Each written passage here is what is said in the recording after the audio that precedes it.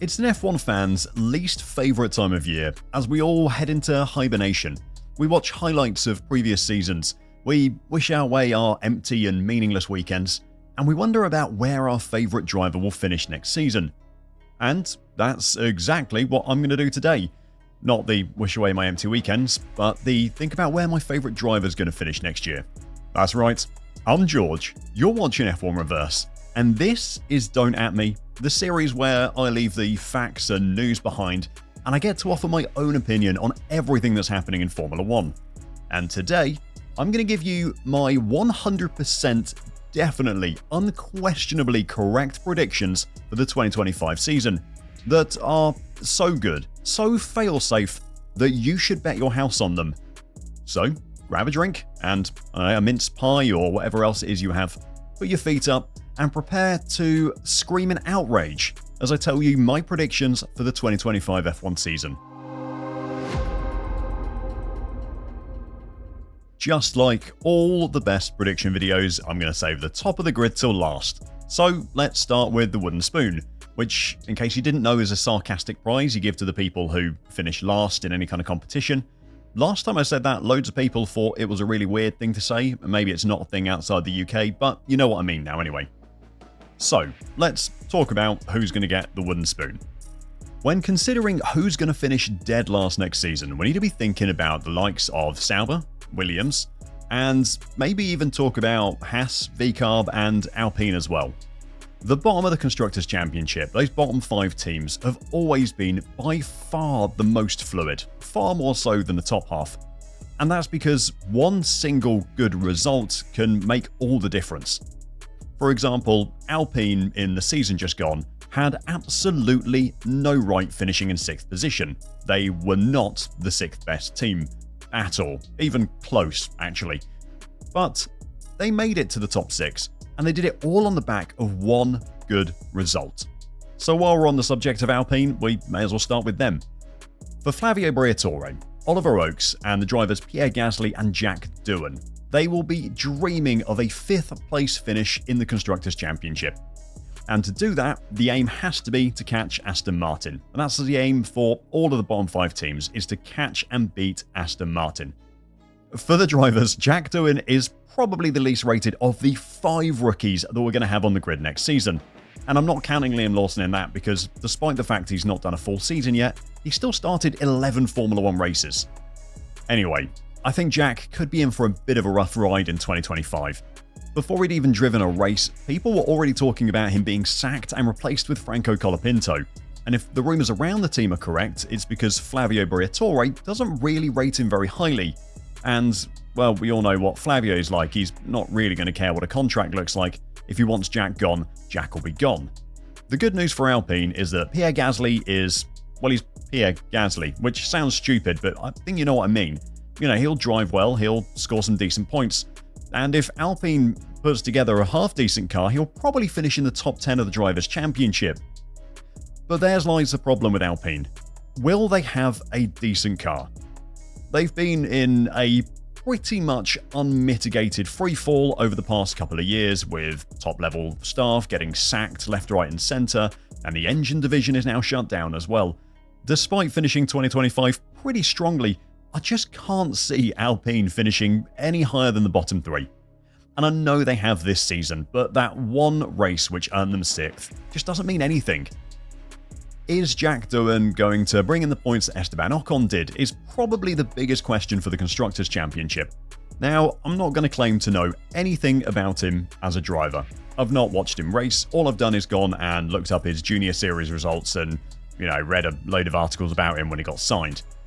But what I do know is that he's not really got the junior results that make you think he's going to come into Formula 1 and just explode onto the scene and look incredible. I don't think he's going to be there fighting for 9th and 10th position, which is what Esteban Ocon could do. Now, Gasly, on the other hand, will do that, but he's only going to have the opportunity to do so because I think the other teams at the back of the grid are going to be worse than they have been in 2024. Because I don't think Jack's going to be there and thereabout fighting for those little points positions, he's going to end up finishing 19th, 18th, 17th, something around that kind of number. Maybe not 19th, actually. I'm saving the bottom 2 places for another team in a minute, but 18th, 17th, definitely. Pierre Gasly, on the other hand, he's going to make the most of those opportunities where Alpine can get points finishes, and because of that, he'll be knocking around 10th position somewhere in the Drivers' Championship, while Alpine, I think, will finish 8th in the Constructors. Now, despite the fact that I think Alpine are going to do worse in the Constructors next year than they have done this year, I still think Pierre Gasly is going to finish quite highly. And why is that? Well, I think the rest of the teams on the grid are actually all in a weaker position than they were the season just gone. And why do I say that? Well, let's have a look at Haas. And while Haas have had a great 2024 season, the driver lineup for 2025 is definitely a massive downgrade. Esteban Ocon is basically the French Kevin Magnussen, so that's kind of a straight swap.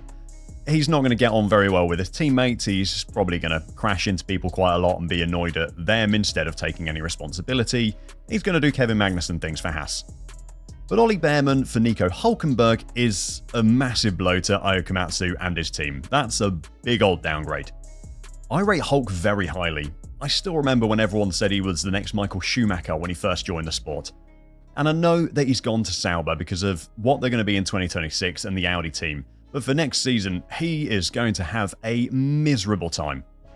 Whatever Komatsu is doing at Haas at the moment, it is an absolute revelation. But sadly next season, I don't think their drivers are going to make the most of it. Haas got 9 points finishes in 9 races to close out this season, and they got 3 points finishes in sprint races during that time as well. That's an incredible return, and it's just so much better than the other bottom 5 teams. And I'm actually kind of annoyed that Alpine got that Sao Paulo result because Haas really deserved 6th position in the Constructors last year. Now, Haas will finish above Alpine next year. They'll be in 7th place. But I think that battle for 7th and 6th will be very, very tight with V-CARB. If they kept Hülkenberg and just dropped K-Mag for Behrman, then I would say they're 100% sure set for 6th place. Probably even 5th place considering what's been happening at Aston Martin. But without the consistency that Nico Hülkenberg offers, I just don't think they're going to be able to pick up enough 9th and 10th place finishes to come out as best of the rest ahead of V-CARB. So I said a second ago about Ayao Komatsu completely revolutionizing the Haas team at the moment. And there's another team principal who everyone was expecting to completely revolutionize their team. And that's James Vowles. But the question I really have, and that I haven't been able to come up with an answer to, is what the hell has happened to James Vowles' Williams project? 13 retirements or didn't start is a shocking season for a modern Formula 1 team, but that's what they did in 2024. Now, I know they're basically all down to the drivers binning it and Franco Colapinto doing everything he can to sink his chances of an F1 seat quicker than the Argentine economy. But come on, 13? It's just silly. You can blame bad luck, but I think that car must be an absolute nightmare for them to drive, considering how many serious accidents they've had. F1 drivers don't go out trying to crash. If they're crashing that much, something has to be wrong with the car. When Vowles got the job at Williams, and everyone, and I mean me included, absolutely everyone, thought he was going to completely revolutionize the team. He was coming from Mercedes, it was going to be the best thing ever, he's going to return Williams to the glory years. But fast forward to 2024, and they finished 11 points worse off than they did in 2023. Something at Williams is seriously wrong, and it's in that factory, and their cars are not coming out good enough at the moment. Next year, they'll have Alex Albon and Carlos Sainz driving for them, which is an absolute joke, by the way. Now, the jury is still out on whether Alex Albon is actually any good or if he's just a flat-track bully who bodies his rookie teammates. But Williams have absolutely no right to have Carlos Sainz on their team. If the car isn't complete garbage, Carlos will do work for Williams, but I don't know if they can make a good car or not. What's more worrying is the amount of budget they had to spend at the end of the year fixing cars that Colapinto and Alex Albon to a degree, but mostly Colapinto, just absolutely destroyed. That's money that they should have been spending to develop the 2025 car, but they now can't. So I think even with Sainz at the team, Williams are going to struggle again, and Carlos is in for the worst 3 years of his career. The Williams team are going to finish in 9th position. Alex Albon will be 18th, 17th, 16th, while Carlos Sainz will probably finish, I don't know, around 12th position or something like that. I trust Carlos to pick up points when they're there, but they're not going to be there very often for him. Now, the only reason that I'm not going to put Williams dead last is because the Sauber team do still exist. And I know it's easy to forget that they exist because they basically didn't exist. They were so bad, but they do still exist. Hülkenberg and Bortoleto, who secured the F2 championship in the end, are going to be an absolutely fantastic driver pairing for a team that I expect to spend exactly $0 developing their 2025 car. They're going to do a 2021 Haas, I guarantee it. They won't put any upgrades on the car all season, and they'll just spend all of that Audi money on 2026, when the people who are paying for the team to be run actually have their name on the car. Audi couldn't care less about what happens in 2025, which sucks for the team, and it sucks for their drivers, but that's just sadly how it is.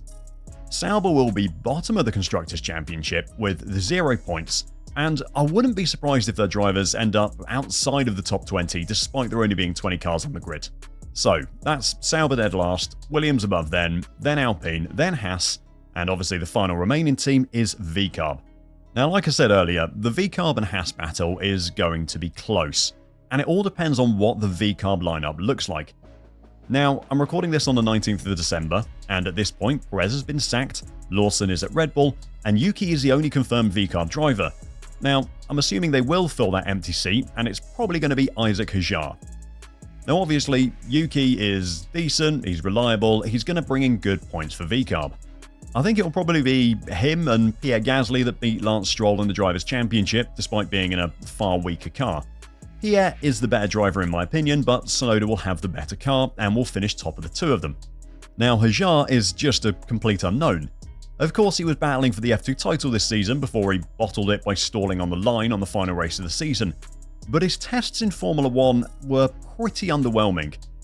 At Silverstone especially, he was very angry over the radio, complaining about the car, and seemed to really struggle. That does make me worry, and if he comes in the same way that Yuki did, just shouting over the radio all the time and being really erratic, then I think he's going to have a pretty bad time, and Helmut Marko will make his life terrible with those snipey little comments in the media that he makes. Now, he might not be like that, and maybe the testing that he did was unrepresentative, and he'll settle in really well and put in some good performances and all of that stuff, but I'm really going to have to wait and see, and I don't think anything's going to convince me otherwise until he actually does start driving well. If he does okay from the get-go, then I think V-CARB will finish 6th quite comfortably, but if he doesn't, I think Haas could take it, but it'll be a very close battle. Either way though, Yuki Tsunoda is going to be a top 10 finisher. I just think with Red Bull and V-CARB now sharing every single part that they legally can, I'm just expecting V-CARB to outdevelop the Haas team, so it's really going to depend on what Hajar does with that Constructors' Championship battle. Right, so that's the bottom 5 out of the way. What about the rest of the grid? Well, I wanted to do a little bit of a filling in this F1 sandwich because I think there's going to be 2 teams in absolute no man's land next season. And that's Aston Martin and Mercedes. Now let's start with the less surprising of the two, which is obviously Aston Martin. They've shown absolutely no signs of rediscovering the form which they had at the start of 2023. And sadly for Fernando Alonso, I don't think the team is going anywhere particularly quickly. Now, hopefully for him, they can start to perform much better in 2026 with the help of Adrian Newey and that new Honda engine. Now, to be fair to Aston Martin, they're far from the only team to have failed with their upgrade packages in 2024, but I think for Aston Martin, I just feel worse for them. They've spent hundreds of millions on making this incredible facility at their Silverstone base to try and be competitive, and then sadly, it just really hasn't happened for them so far. Admittedly, the last parts of that new facility only came online around the summer, so maybe some of that crossover from old facility to new and all the upheaval that comes with that held them back in their development in some way. But at the same time, this is top-level motorsport, so that kind of stuff really shouldn't affect them. Now, they might turn up at the start of next season and have made some big strides. They proved they can do it before, then why can't they do it again? And Fernando Alonso might be fighting for podiums again. I can imagine that happening. I don't think it's likely, but it could happen. But even if it does, Lance Stroll is still driving for the team. And if they are competitive, it won't make any difference because he's Lance Stroll. So whether Aston Martin turn up with a good car or not, I don't think it'll actually make any difference. They're still going to finish 5th in the Constructors' Championship. However, if the car is bad and Haas continue to improve, and I do think Haas were better than Aston Martin by the end of 2024, I wouldn't be surprised to see Haas finish 5th in the Constructors and Aston Martin down in 6th. On the other hand, if the car is good, Alonso will finish top 8, probably ahead of Lawson and probably one of the Mercs as well. But if it's bad, he'll be top 10 but behind the drivers in the top 4 teams. Stroll is going to finish bottom 10 no matter what happens. Probably behind Yuki Tsunoda, Pierre Gasly, Esteban Ocon as well, I would imagine will finish ahead of him. Yeah, he's going to have a bad time, I think, as he always does, to be fair. But what about Mercedes? You're probably wondering, George, what the F are you doing throwing Mercedes in with Aston Martin? They're clearly a better team. Well, yes, I would agree with you. They are a better team. But they don't know how their car works or how to make it better. And just like Aston Martin, they're going to be stuck in absolute no man's land next season. Now, for some unexplainable reason, which the team just don't understand, the car is fast when it's cold. Otherwise, it's basically rubbish most of the time. And it's that lack of understanding which is going to be the biggest problem for them, and it's the reason why I've got them ranked so low as well. How are they supposed to improve a car which they don't understand at all? It isn't even like they've shown signs that they might be able to work out what's going on. Hamilton has said over and over again over the past few years that nothing they seem to do makes it work. And if they're trying everything and different things and they still can't make it work, then how's it going to get better just randomly one season? It doesn't make sense to me. Part of the reason that it seems to be so bad, and the reason that no matter what they do it doesn't seem to get any better, is that it's got such a small operational window. That's what's causing the random good performance at certain tracks. Something about cold weather means the Mercedes car can be set up in such a way that it actually works. But when it isn't cold, and they can't set it up like that, it's just nowhere close to being competitive with the front 3 teams.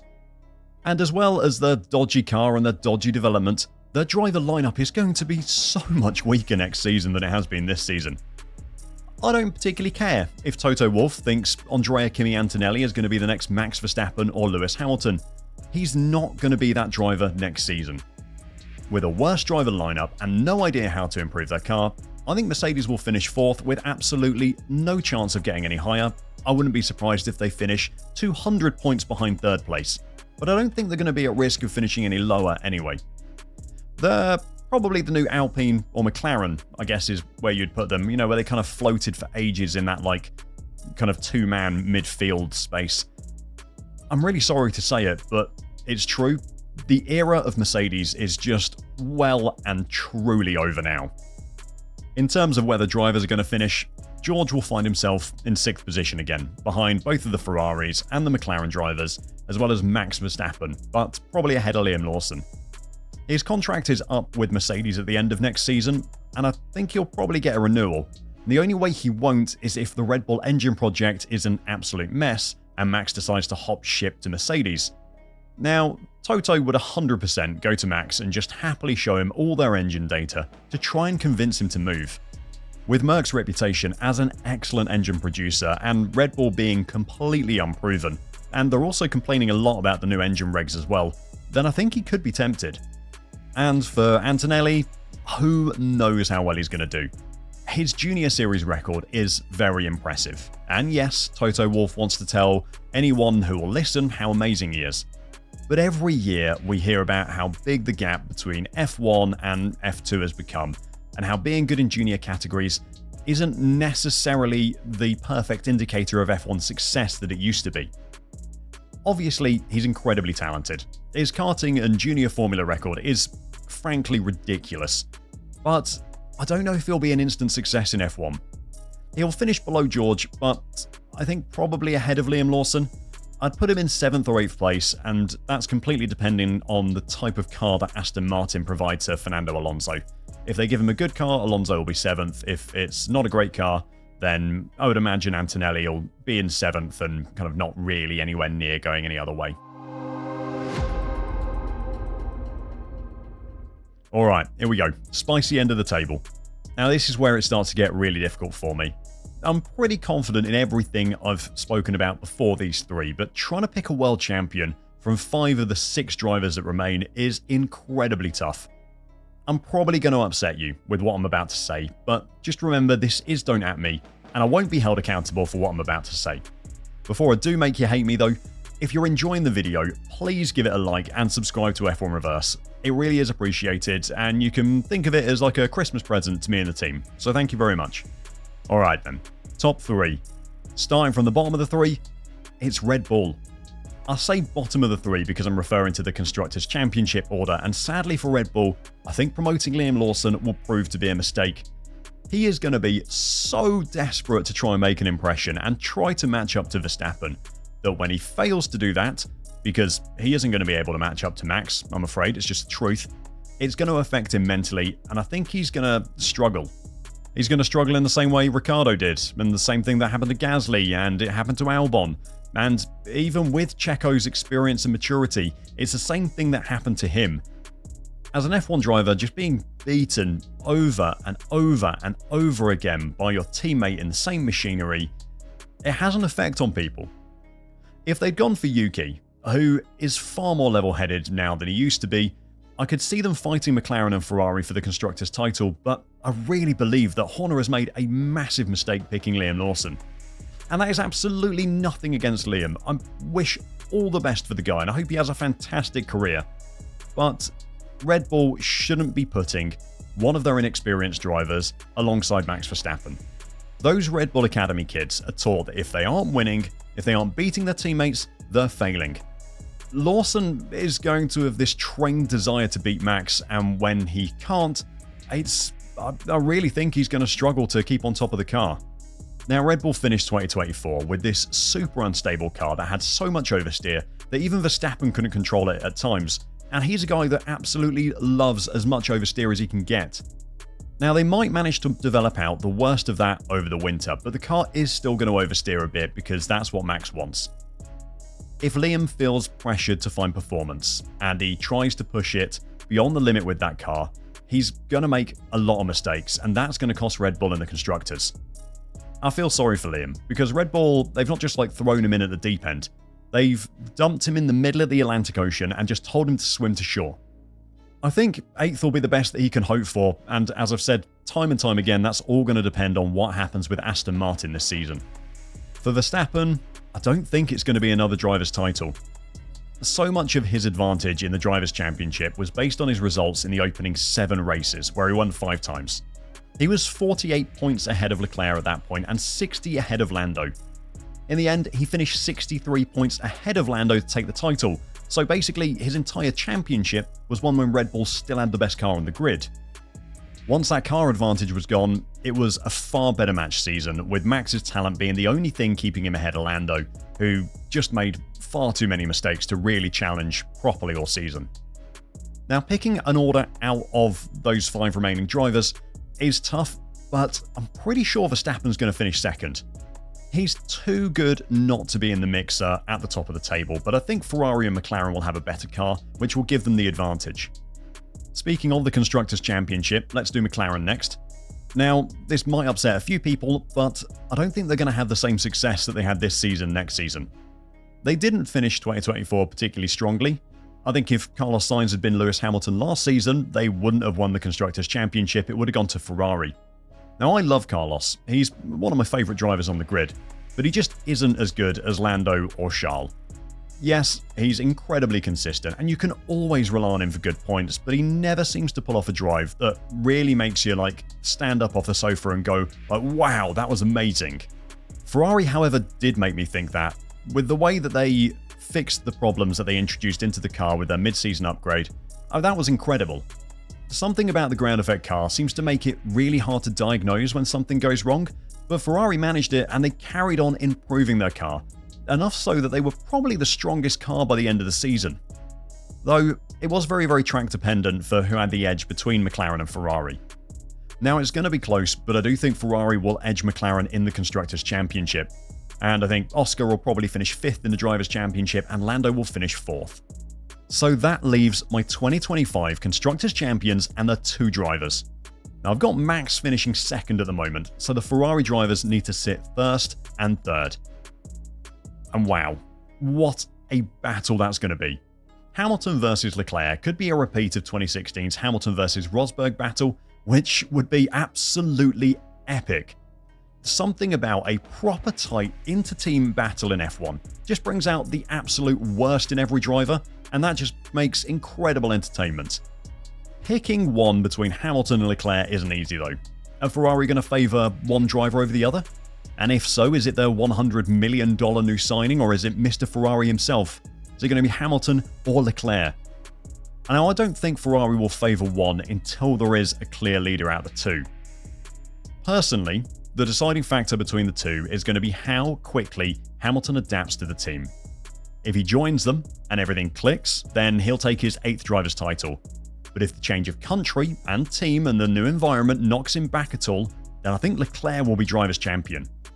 Charles has looked a little less prone to binning it when he's been chasing points this season, and I think if Hamilton needs that time to bed in, then Charles is going to build an advantage and go from there.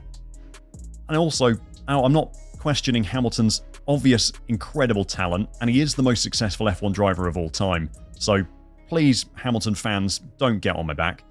But I think the last few seasons at Merc have shown that if the car doesn't work how he wants, he loses a little confidence in it, and then that's knocks onto his performance. That's why I think George had the upper hand on him this season.